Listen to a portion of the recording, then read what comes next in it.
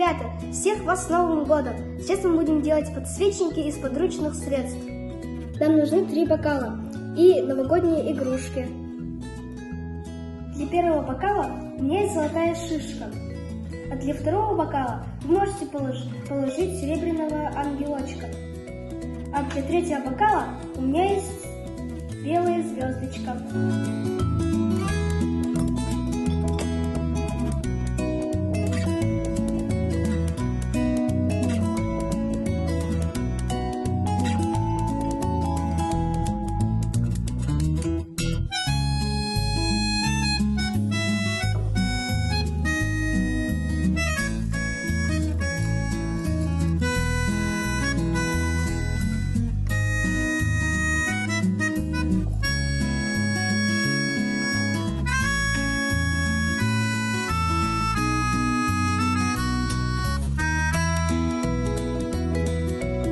Теперь наверх этих бокалов мы ложим 3 свечки.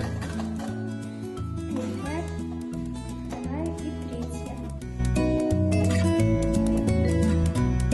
Еще я свои подсвечники украсила зеленой мишурой.